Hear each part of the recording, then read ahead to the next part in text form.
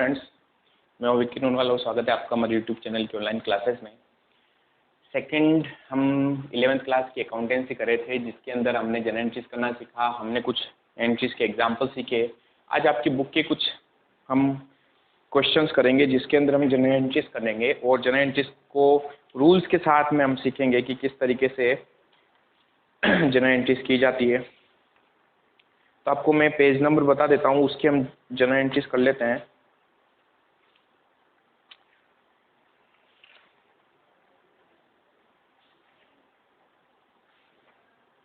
Page number आइए आप 96, जो हमारी नई बुक आई है उसके 96 पेज नंबर पे कुछ क्वेश्चंस गिवन है अपने को, वो क्वेश्चंस अपन देखते हैं। ठीक है, अब देखिए मैंने आपको बताया था उस दिन भी कि हमें इन क्वेश्चंस में वो अकाउंटिंग इक्वेशन पूछ रहा है, लेखांकन समीकरण, बट अभी मैंने आपको लेखांकन समीकरण नहीं बताया। तो यही क्वेश्चन जनरल एंट्रीज में भी किया जा सकता है, तो इसी क्वेश्चन के अपन जनरल एंट्रीज देख लेते हैं। फिर जब मैं आपको अकाउंटिंग इक्वेशन समझाऊंगा तो हम देख लेंगे अकाउंटिंग इक्वेशन किस तरीके से की जाती है। तो क्वेश्चन नंबर 2 पे आइए। क्वेश्चन नंबर 2, ट्रांजेक्शन जो है वो आप ध्यान से देखते रहिए। क्या लिखा हुआ है, लेखांकन समीकरण बनाइए। फर्स्ट पॉइंट, कुणाल ने 2,50,000 रुपये नगद निवेश कर व्यापार आरंभ किया। कुणाल ने बिजनेस स्टार्ट किया है। कुणाल इन्वेस्टेड ₹2,50,000। तो first, Kunal invested ₹2,50,000 into business. उसने बिजनेस स्टार्ट किया और कितने रुपए लगाए, 2,50,000। अब इसको एनालिसिस करते हैं। जब इस एंट्री को हम एनालिसिस करेंगे तो पता चलेगा हमारे पास में जब भी बिजनेस का मालिक बिजनेस में पैसा लगाता है। अच्छा, एक चीज ध्यान रखिएगा, बिजनेस के मालिक का कभी भी नाम बिजनेस में नहीं आएगा। हम जब भी अकाउंटिंग करेंगे तो मालिक का नाम कहीं पर भी बुक्स में नहीं आता है। ठीक है, जब बिजनेस का मालिक बिजनेस में पैसा लगाएगा तो हमें अपने आप को क्या मानना, हमेशा हम बिजनेस हैं, हम व्यवसाय हैं। तो जब मालिक बिजनेस में पैसा लगाएगा तो हमारे पास कैश आएगी, नगद आएगी हमारे पास में, और इस नगद से क्या बनेगा, इस नगद से बनेगी कैपिटल। बिजनेस का मालिक जब भी बिजनेस में पैसा लगाता है, इसको हम क्या बोलते हैं, कैपिटल बोलते हैं। तो उसने बिजनेस में अमाउंट इन्वेस्ट किया, यानी पैसा लगाया। कितने रुपए लगाए उसने, 2.5 लाख रुपए। तो हमने कहा एक तो हमारे पास कैश आएगी, तो कौन सा खाता बन जाएगा, कैश अकाउंट। और दूसरा हमने कहा कि इस कैश से क्या बन गई, कैपिटल। तो दो खाते इस लेन देन में प्रभावित हो गए, दो अकाउंट इस ट्रांजेक्शन में अफेक्ट हो रहे हैं। ठीक है, पहला हो गया कैश अकाउंट, दूसरा हो गया कैपिटल अकाउंट। कैश अकाउंट जो है वो रियल अकाउंट होता है। कौन सा अकाउंट होता है, रियल अकाउंट, यानी कि वस्तुगत खाता, वस्तुगत खाता। और कैपिटल अकाउंट जो होता है वो होता है व्यक्तिगत खाता, पर्सनल अकाउंट। क्यों, क्योंकि कैपिटल को रिप्रेजेंट कौन कर रहा है, कैपिटल किसको रिप्रेजेंट कर रही है, बिजनेस के मालिक को। जो भी चीज बिजनेस से मालिक से रिलेटेड होगा, ठीक है, मालिक के से डायरेक्टली रिलेशन में होना चाहिए। ठीक है, तो कैपिटल किसको रिप्रेजेंट करती है, बिजनेस के ओनर को। ओनर जो है वो कौन है, वो पर्सन है। तो इसलिए अकाउंट जो होगा वो कौन सा अकाउंट होगा, पर्सनल अकाउंट। ठीक है, तो कैपिटल कौन सा अकाउंट होता है, पर्सनल अकाउंट। पर्सनल अकाउंट जिसे हिंदी में कह सकते हैं व्यक्तिगत खाता। ठीक है, अब इनके रूल्स की बात करते हैं। बताइए, कैश जो है वो रियल अकाउंट है, वस्तुगत खाता है। वस्तुगत खाते का नियम क्या कहता है, जो भी वस्तु बिजनेस में आती है उसे डेबिट करो। The things which comes into business will be debited and the things which goes out from the business will be credited. तो जब बिजनेस का मालिक यानी हमें बिजनेस में पैसा दे रहा है, व्यवसाय को पैसा दे रहा है, तो बताइए कैश आ रही है, जा रही है, आ रही है। तो जो भी चीज बिजनेस में आती है यानी comes in will be debited. जो भी चीज बिजनेस में आती है उसे डेबिट करो। फिर बात करते हैं कैपिटल अकाउंट की।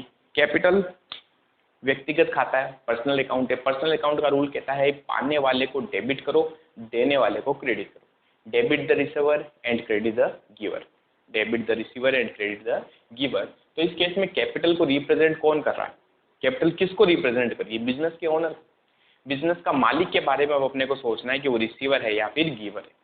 बिजनेस के ओनर ने बिजनेस को, यानी हम कौन है, हम बिजनेस हैं। बिजनेस के मालिक ने, बिजनेस के ओनर ने हमें पैसा दिया, तो हमारे पास में वो रिसीवर हो जाएगा या गिवर हो जाएगा, गिवर। वो देने वाला है, समझ गए।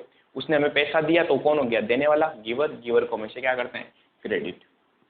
तो ये हो गया गिवर, और गिवर को हमेशा क्या किया जाएगा, क्रेडिट। तो हो गई जनरल एंट्री। क्या जनरल एंट्री हो जाएगी, बताइए फटाफट।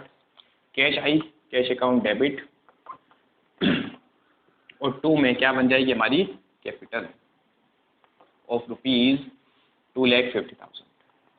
सो सिंपल हो गई एंट्री। अब नरेशन भी लिख देते हैं इसका। नरेशन क्या हो जाएगा, being business started with rupees, या खाली इतना लिख दो, बिजनेस स्टार्टेड विद कैश। ठीक है, बीइंग बिजनेस स्टार्टेड, ये हो गई हमारी फर्स्ट एंट्री। तो जनरल एंट्रीज करना बहुत इजी है अगर आपको ये पता हो कि वो किस तरीके का खाता है। सबसे पहला क्या पता होना चाहिए कि एक ट्रांजेक्शन में, एक लेन देन में कौन से दो अकाउंट अफेक्ट हो रहे हैं। ये पता चल गया तो फिर हमें सोचना वो अकाउंट कौन सा है, समझ गए, किससे संबंधित रखता है, ये पता चल गया, उसका रूल अप्लाई कीजिए, जनरल एंट्रीज अपने आप हो जाएगी। ठीक है, चलिए नेक्स्ट एंट्री में आते हैं। ये फर्स्ट एंट्री थी। सेकंड एंट्री हमारे पास में नगद फर्नीचर खरीदा। सेकंड एंट्री यानी कि फर्नीचर परचेज इन कैश, नगद फर्नीचर खरीदा। और वापस देखिए, जब भी कोई लेन देन होगा तो कम से कम दो साइड तो अफेक्ट होती है, तो हमें वही पता लगाना है कि दो साइड कौन कौन सी। ठीक है, हम फर्नीचर खरीदेंगे तो हमारे पास फर्नीचर आएगा, तो एक तो फर्नीचर का अकाउंट ओपन हो जाएगा, और दूसरा मैं उसे कैश पे करूंगा, तो फ्री में थोड़ी देके जाएगा फर्नीचर, तो हम उसे क्या करेंगे, कैश पे करेंगे, तो कैश का दूसरा अकाउंट यहाँ पर ओपन हो जाएगा। तो सिंपल सी चीज है, फर्नीचर आया, कैश गई, दो अकाउंट अफेक्ट हो गए। ठीक है, तो पहला अकाउंट हमारे पास में कौन सा अफेक्ट होगा, फर्नीचर का अकाउंट, फर्नीचर अकाउंट, और दूसरा हमारे पास अकाउंट अफेक्ट होगा कैश का अकाउंट। ठीक है, फर्नीचर क्या होता है, फर्नीचर वस्तु से संबंधित खाता है, वस्तु यानी थिंग से रिलेटेड अकाउंट है। तो जो भी वस्तु से रिलेटेड अकाउंट होते हैं, थिंग से रिलेटेड अकाउंट होते हैं, वो सारे रियल अकाउंट कहलाते हैं, वस्तुगत खाता। तो ये कौन सा अकाउंट है, ये है रियल अकाउंट, वस्तुगत खाता। और कैश जो है वो कैसा अकाउंट है, कैश हमारी एसेट्स मानी जाती है, और जो भी हमारी एसेट्स होती है, संपत्तियां होती है, संपत्ति के संबंध में जो भी खाते होते हैं वो सारे भी रियल अकाउंट ही होते हैं। कौन से अकाउंट, रियल अकाउंट, यानी कि वस्तुगत खाता। ठीक है, अब बताइए क्या एंट्री हो जाएगी जब भी हम फर्नीचर परचेज करेंगे, तो रूल से अप्लाई कर दो। हमने कहा रियल अकाउंट का रूल क्या कहता है, वस्तुगत खाते का नियम क्या कहता है, जो भी वस्तु व्यवसाय में आए उसे डेबिट करो। तो देखिए फर्नीचर हमने परचेज किया तो फर्नीचर आया ना, आया यानी कम्स इन, जो भी चीज बिजनेस में आती है comes in will be debited, जो भी चीज बिजनेस में आएगी उसे क्या करो, डेबिट करो। और रियल अकाउंट में सेम यही चीज, जब मैंने फर्नीचर खरीदा तो मुझे कैश पेमेंट करना पड़ रहा है, नगद में खरीदा हमने, तो हम क्या करेंगे, हमारे यहाँ से कैश जाएगी, जब भी कैश जाती है तो उसे क्या करो, क्रेडिट करो। तो कैश आती है तो डेबिट और जाती है तो क्रेडिट, गोज आउट, क्या कर दो, क्रेडिट। सिंपल एंट्री हो गई हमारे पास। कौन सी एंट्री हो गई, furniture account debit, furniture account debit, और टू में क्या जाएगा, टू कैश अकाउंट, कैश गई हमारे यहाँ से। तो देखिए धीरे धीरे अपन, मैं ना इस कॉन्सेप्ट को फिर धीरे धीरे हटाते जाऊंगा, है ना, आपको डायरेक्टली सोचना पड़ेगा ट्रांजेक्शन देखते कि एंट्री क्या होगी। ठीक है, तो अभी क्योंकि हम प्रैक्टिस कर रहे हैं इसलिए मैं आपको बता रहा हूँ। यहाँ अमाउंट दिया आपने को 2000, तो हम क्या लिख देंगे, 2000, और नीचे नरेशन आ जाएगा, क्या आ जाएगा, being furniture purchase in cash. Clear, तो दो ट्रांजेक्शन अभी तक हमने किए। अब आइए आप नेक्स्ट ट्रांजेक्शन के ऊपर, ट्रांजेक्शन नंबर 3 उतारते हैं इनको अच्छे से। ट्रांजेक्शन नंबर 3 क्या कह रहा है, देखिए तीसरा ट्रांजेक्शन, 1 2 3। ट्रांजेक्शन नंबर 3 कह रहा है नगद कमीशन का भुगतान किया, यानी कमीशन पे किया हमने इस बार, है ना, कमीशन पेड, कितना पे किया है, 40,000 रुपीज, सॉरी 40 नहीं है, अरे एक मिनट, पिछले वाले में 2000 नहीं था, 35,000 था अमाउंट, तो उसको चेंज कर लेना आप, है ना, 2000 तो इसका है। ठीक है, तो 2000 जो लिखा उसको 35,000 लिखना है आपको। चलिए कमीशन भुगतान किया, कमीशन भुगतान, कितने का कमीशन का भुगतान किया, 2000 का। अब बताइए क्या एंट्री हो जाएगी। सबसे पहले तो वापस वही चीज कि एक लेन देन होते ही कम से कम दो साइड कौन कौन से इफेक्ट हो रही है वो हमें पता होना चाहिए। तो अगर हमें कमीशन का भुगतान करना है तो बताइए, कमीशन जब पे करूंगा तो हमारे यहाँ से कैश जाएगी ना। तो हमने कहा एक अकाउंट तो ओपन हो जाएगा कैश अकाउंट। दूसरा मैंने कहा मैं कमीशन पे कर रहा हूँ तो कमीशन मेरे लिए एक्सपेंस हो गया, खर्चा है ना। तो जो भी खर्चे होते हैं उन खर्चों के नाम से हम क्या करते हैं कि अकाउंट ओपन कर देते हैं। सैलरी पे करी, सैलरी का अकाउंट ओपन हो जाएगा। वेजेस पे करी, वेजेस का अकाउंट ओपन हो जाएगा। बिजली का बिल पे किया, इलेक्ट्रिसिटी एक्सपेंस का अकाउंट ओपन हो जाएगा। उसी तरीके से कमीशन पे करें तो कमीशन का अकाउंट ओपन हो जाएगा। तो हमने कहा दूसरा अकाउंट कौन सा है, कमीशन। अब बताइए कमीशन किस तरीके का खाता है। कमीशन एक्सपेंस है, खर्चा है। खर्चों के संबंध में जो भी खाते होते हैं वो कौन से खाते होते हैं, नॉमिनल अकाउंट, नाम मात्र के खाते। तो ये खर्चा है इसलिए कौन सा अकाउंट होगा, नॉमिनल अकाउंट, यानी कि नाम मात्र खाता। ठीक है। नगद पढ़ चुके बार बार, रियल अकाउंट होता है, संपत्ति हमारे लिए, इसलिए हमने कहा उसको ये हो गया वस्तुगत खाता। ठीक है। अब रूल से अप्लाई करो। नॉमिनल अकाउंट का नियम क्या कहता है, समस्त खर्चों व हानियों को डेबिट करो। All the expense and losses will be debited and all the incomes and profits will be credited, तथा समस्त आय व लाभों को क्रेडिट करो। हमने कमीशन पे किया तो कमीशन हमारे लिए क्या, एक्सपेंस है, क्योंकि हम पे कर रहे हैं ना, खर्चा है हमारे लिए। तो हमने कहा कमीशन हमारे लिए क्या है, एक्सपेंस है, और एक्सपेंस को हमेशा क्या किया जाता है, debit. Simple. Cash real account है, रियल अकाउंट का रूल क्या कहता है, जो भी चीज़ बिजनेस में आती है तो डेबिट करो, जो भी चीज़ बिजनेस से जाती है तो क्रेडिट करो। हम जब कमीशन पे करेंगे तो नगद कैश आएगी या जाएगी हमारे यहाँ से।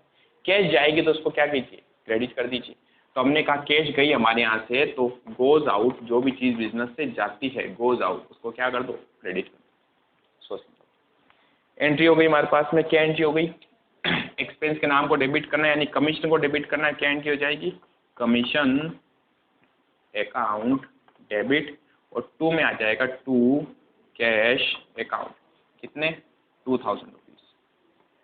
नरेशन आ जाएगा, बीइंग कमीशन पेड। समझ गए। तो एंट्री करना बहुत इजी है अगर आपको रूल्स पता हो तो। ठीक है। अगर रूल्स नहीं पता तो पहले पिछली क्लासेस में जाइए और रूल्स पढ़िए। ठीक है।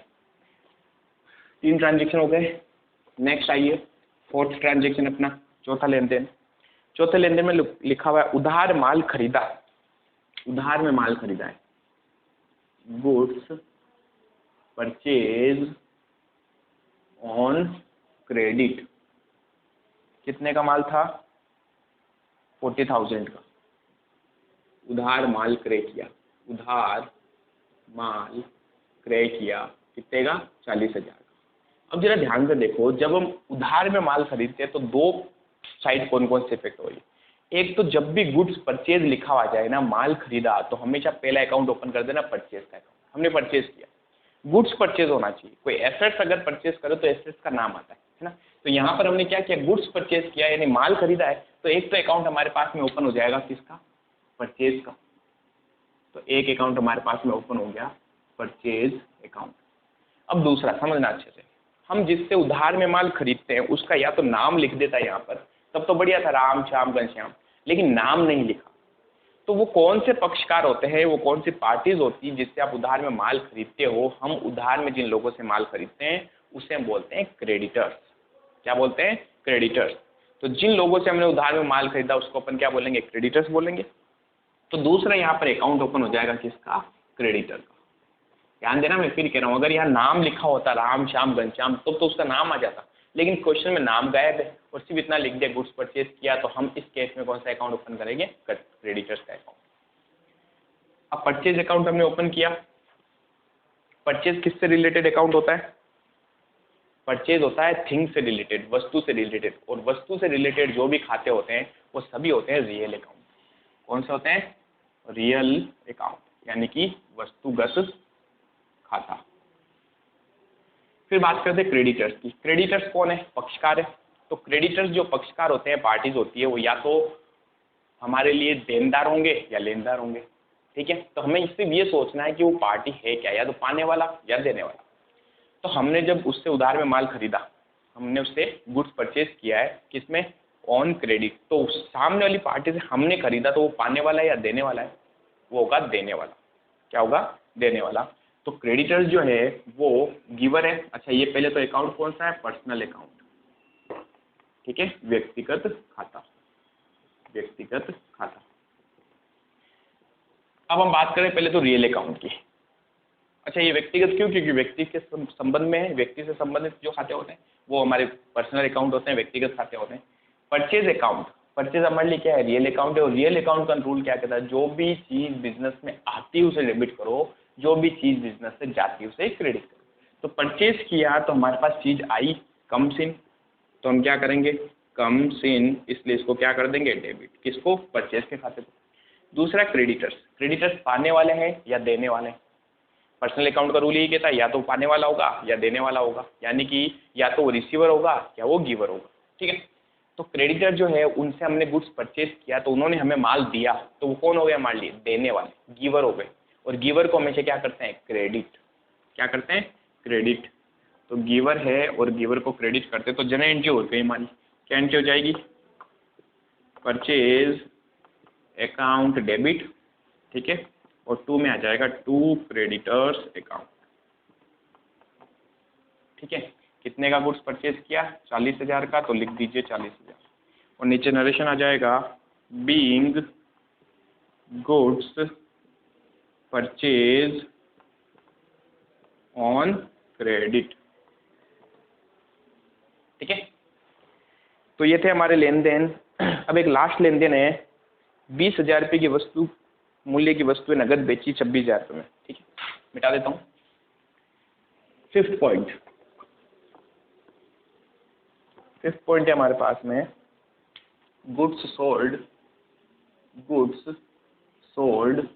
ऑफ ₹20,000 इन 26,000, ठीक है। 20,000 रुपये का माल 26,000 रुपये में बेचा, 20,000 रुपये लागत का माल 26,000 रुपये में विक्रय किया। अब देखो वापस लेन देन, बहुत अच्छा ट्रांजेक्शन है। तो पहली चीज तो लागत मूल्य और विक्रय मूल्य। जब भी आप माल बेचोगे तो आपको हमेशा एंट्री उसके विक्रय मूल्य से की जाएगी कि माल हमने कितने में बेचा है। अब माल आपके पास कितने का भी था इससे कोई मतलब हमें नहीं होगा। हमारा माल था 20,000 का, हमने कितने में बेचा, 26,000 में, तो हमें एंट्री जो करनी है वो किससे करनी है, 26,000, ठीक है। अब इसको सोल्व करते हैं। तो इस लेन देन में कम से कम 2 साइड कौन से इफेक्ट हो रही है, तो पहली साइड ध्यान से देखिएगा, नगद में बेचा है, कैश में, ठीक है। उधार होता तो उधार लिखता वो आपके पास है। तो एक तो देखिए, जब भी माल परचेज करते हैं, खरीदते तो परचेज का अकाउंट ओपन होता है, और जब माल बेचते हैं, विक्रय करते हैं, तो सेल्स का अकाउंट ओपन होता है। किसका अकाउंट, सेल्स का। तो हमारा दूसरा अकाउंट कौन सा हो गया, सेल्स अकाउंट। अब नगद वाला एक तो पता चल गया। दूसरी चीज क्या है, हमने जब माल बेचा तो कैश आएगी, नगद ट्रांजेक्शन है ना, कैश आएगी, तो दूसरा अकाउंट कौन सा ओपन हो जाएगा, कैश का अकाउंट, ठीक है। कैश जो है वो रियल अकाउंट होता है, रियल यानी कि वस्तुगत खाता, वस्तुगत खाता। और जो सेल्स है वो कैसा अकाउंट होता है, सेल्स में माल इन्वॉल्व होता है, गुड्स इन्वॉल्व होता है, इसलिए जो भी गुड्स से रिलेटेड अकाउंट है वो भी कौन से होंगे, रियल अकाउंट होंगे, रियल अकाउंट, वस्तुगत खाता। अब बात करते हैं इसकी जनरल एंट्री की। रियल अकाउंट का रूल क्या कहता है, दोनों में एक ही अकाउंट का रूल लग जाएगा। जो भी चीज बिजनेस में आती है उसे डेबिट करो। मैं माल बेचूंगा तो कैश आएगी, कैश आएगी तो हम क्या करेंगे, इसको जो भी चीज आती है कम्स इन, उसको क्या करो, डेबिट। और जब माल बेचूंगा तो माल जाएगा मेरे यहाँ से, और माल को रिप्रेजेंट करने वाला अकाउंट कौन सा है, सेल्स अकाउंट, इसलिए हम सेल्स को क्या करेंगे, क्रेडिट करेंगे, ठीक है। गोज आउट, इसलिए इसको क्या कर देंगे, क्रेडिट। तो एंट्री हो गई हमारे पास में, कौन सी एंट्री हो गई, cash account debit to sales account. कितने से एंट्री करोगे, 26,000 से, क्योंकि हमें माल बेचते वक्त सिर्फ ये देखना कितने का माल बेचा, 20,000 हमारे लिए कोई इंपोर्टेंस नहीं रखेगा, ठीक है। तो नरेशन हो गया, being goods sold in cash. ये था आपके क्वेश्चन नंबर 2 जिसमें अकाउंटिंग इक्वेशन पूछी है, लेकिन हमने इसमें क्या करी है, जनरल एंट्रीज करी है। तो जर्नल एंट्रीज करने के लिए आपको अच्छे से सबसे पहले देखना कौन कौन सी साइड इफेक्ट हो रही है, फिर आपको देखना है कि किस तरीके का यहाँ पर अकाउंट है, वो रियल अकाउंट है या नॉमिनल अकाउंट है, पर्सनल अकाउंट है, 3 ही अकाउंट होते हैं। इन तीनों के रूल से अप्लाई कर दीजिए, जर्नल एंट्रीज बहुत ही ईजी हो जाएगी। ठीक है, तो चलिए आज की क्लास फिलहाल इतनी रखते हैं, बाकी करेंगे अपन कल।